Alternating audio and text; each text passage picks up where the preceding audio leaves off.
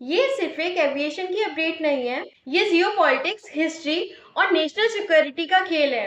5 साल बाद इंडिया और चाइना के बीच डायरेक्ट फ्लाइट्स फिर से शुरू हो रही हैं। लेकिन क्या ये मूव सिर्फ ट्रेड के लिए है? चलिए इसे लीगल पर्सपेक्टिव से समझने की कोशिश करते हैं।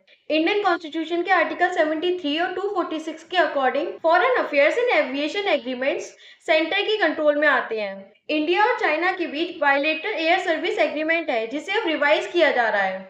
डीजीसीए और ministry of civil aviation decide करते हैं कि कौन सी एयरलाइन कितनी फ्लाइट्स चलाएंगी। 2020 में गलवान वैली क्लैश के बाद सबसे ज्यादा टेंशन क्रिएट हुई। इंडिया और चाइना के बीच की फ्लाइट्स बंद की गई और इन्वेस्टमेंट भी रिस्ट्रिक्ट हो गए। अगर हम इसे फाइनेंशियल एडवांटेज से देखें तो फ्लाइट से ट्रेड वॉल्यूम बढ़ेगा, एयरलाइंस का रेवेन्यू इंक्रीज होगा, लोगों के बीच कॉन्ट्रैक्ट इंप्रूव होगा, इससे टूरिज्म भी इंप्रूव होगा, कैलाश मानसरोवर सेक्टर को फाइनेंशियली बूस्ट मिलेगा। और अगर बात करें हम डिसएडवांटेज की, इंडिया का ट्रेड डेफिसिट चाइना के साथ ऑलरेडी हाई है।